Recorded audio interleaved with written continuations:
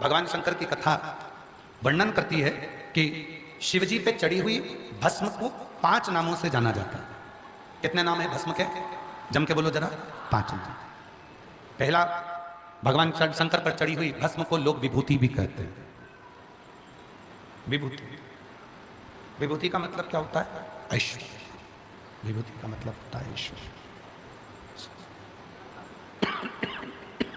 शिव जी पे चढ़ी हुई भस्म को लोग विभूति कहते हैं, ऐश्वर्य उसको कहा जाता है, उसको लोग ऐश्वर्य कहते हैं।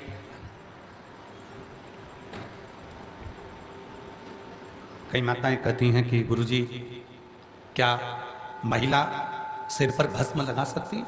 क्यों नहीं? क्या बच्चे सिर पर भस्म लगा सकते हैं? क्यों नहीं? क्या कोई गृहस्थ आश्रम में रहने वाला, घर में रहने वाला कोई गृहस्थी क्या भस्म लगा सकता है? क्यों नहीं? भस्म को विभूति भी कहते हैं। विभूति का मतलब होता है ऐश्वर्य। जिसने भगवान शंकर पर चढ़ी हुई विभूति को, भस्म को मस्तक पर थोड़ा सा भी लगाया है, एक न एक दिन वो ऐश्वर्यवान बनकर ही रहता है, उसको ऐश्वर्यता प्राप्त होती है। विभूति, विभूति का मतलब है ऐश्वर्यता। विभूति का मतलब है ऐश्वर्य।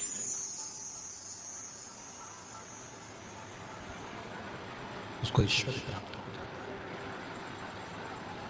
भस्म के 5 नाम हैं।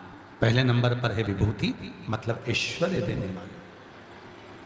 दूसरे नंबर पर है भसित। जम के बोलो, क्या नाम है? भसित। भस्म का दूसरा नाम है भसित। भसित का मतलब है जो केवल शिव को मानता है, और जो शिव को मानता है शिव उसकी मानता है।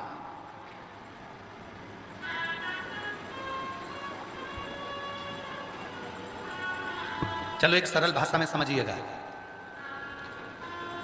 आप जिस मोहल्ले में रहते हो, आप जिस क्षेत्र में रहते हो, वहां के विधायक का नाम आपको मालूम होगा। अब आपके क्षेत्र में आपके विधायक की चलेगी कि दूसरे विधायक की चलेगी? जम के बोलो जरा। अरे जम के तो बोलो। अपने ही विधायक की चलेगी ना।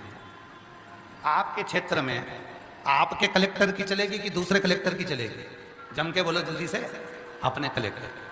आपके क्षेत्र में आपके IG, DIG, commissioner, SP, SSP, SDM उनकी चलेगी कि दूसरे प्रदेश के आईजी, कमिश्नर, डीआईजी, एसपी, दूसरे क्षेत्र के उनकी चलेगी? अपने क्षेत्र।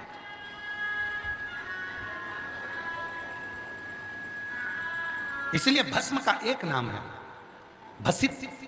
भसित का मतलब है कि जिसने मस्तक पर थोड़ी सी भी भस्म लगा ली है।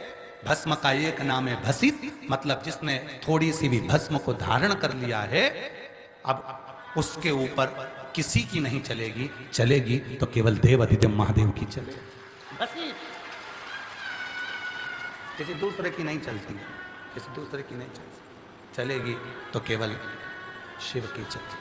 भगवान शंकर की, योग हरदानी की, त्रिकालदर्शी की, कैलाशी अविनाशी की ही चलती, फिर वहां किसी दूसरे की नहीं चलती, किसी दूसरे की नहीं चलती। 5 नाम है भस्म के। पहले नंबर पर है विभूति, ऐश्वर्य देने वाली। दूसरे नंबर पर है भसित, मतलब उसने लगा लिया मस्तक पर, उसके ऊपर जिसकी भी चलेगी तो शिव की चलेगी और किसी की नहीं चलेगी। उसके ऊपर ना लोग कहते हैं इसको मंगल लग गया, लोग कहते हैं इसको राहु लग गया, इसको शनि लग गया, इसको केतु लग गया, इसको ये लग गया, इसको कहीं कोई कहता है इसको हवा लग गई, कोई ने कह दिया इसको भूत लग गया, कोई ने कह दिया इसको प्रेत लग गया, कोई ने कह दिया इसके ऊपर टोना कर दिया, कोई ने कह दिया इसके ऊपर टोटका कर दिया, किसी ने कह दिया इसके ऊपर बंधन कर दिया। शिव महापुराण की कथा कहती है जिसके मस्तक पर शंकर पर चढ़ी हुई भस्म लग जाती है, भस्म का एक नाम है भसित, और वो भस्म जब भसित के रूप में लग जाती है तो उस पर ना टोना लगता है, ना टोटका लगता है, ना कोई बंधन होता है, ना मंगल लगता है, ना शनि लगता है, ना राहु लगता है, ना केतु लगता है। उस पर केवल एक भस्मधारी भगवान शंकर का आशीर्वाद ही लगता है, इसके सिवा कुछ नहीं लगता। वो भसित है, वो भसित। तो भस्म के नाम 5 हैं।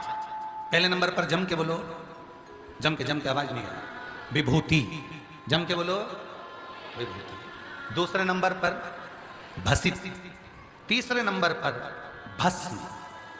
भस्म का मतलब होता है कि शिवजी पे चढ़ी हुई भस्म जैसे ही हमने अपने मस्तक पर लगाई और हमारी जिंदगी के जितने भी पाप हैं, जितने भी बेकार कर्म हैं, हमारी जिंदगी के जितने भी बेकार कर्म हैं, वो सब भस्म लगाते से ही भस्म हो जाएं, और हमारे पाप, हमारे बेकार कर्म जलकर भस्म हो जाएं। वो भस्म तीसरे नंबर,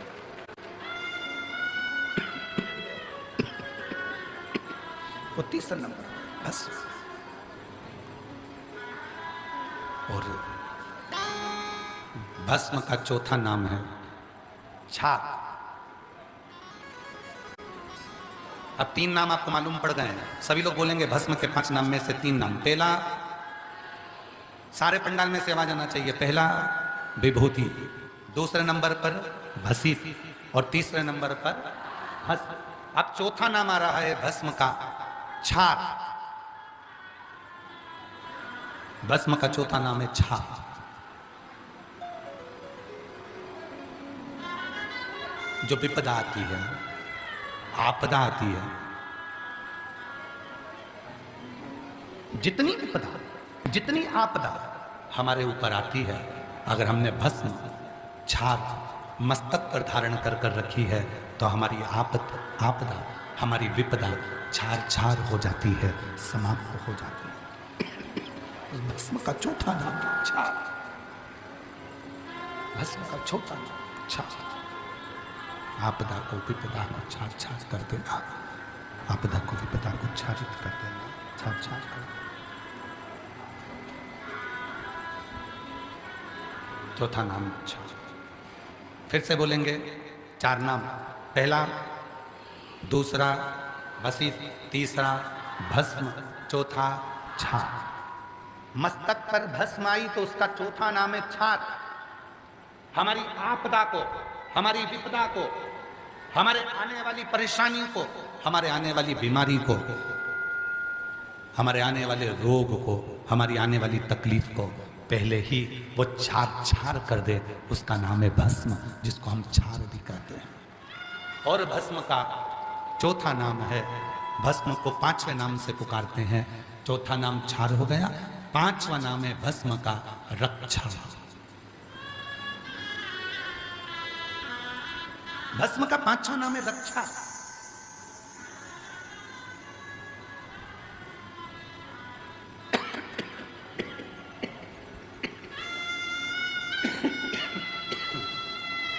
रक्षा,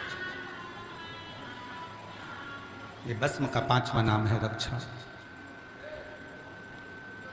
ये हमारी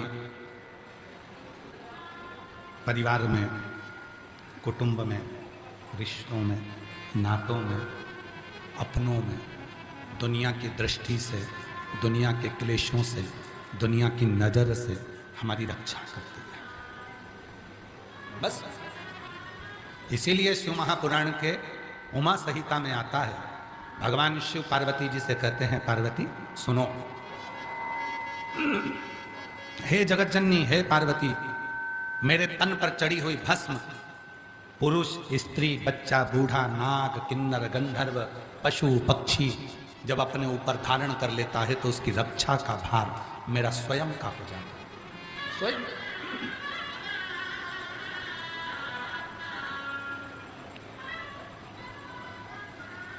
कभी प्रयास करिएगा, बहुत सुंदर प्रसंग है उमा संहिता।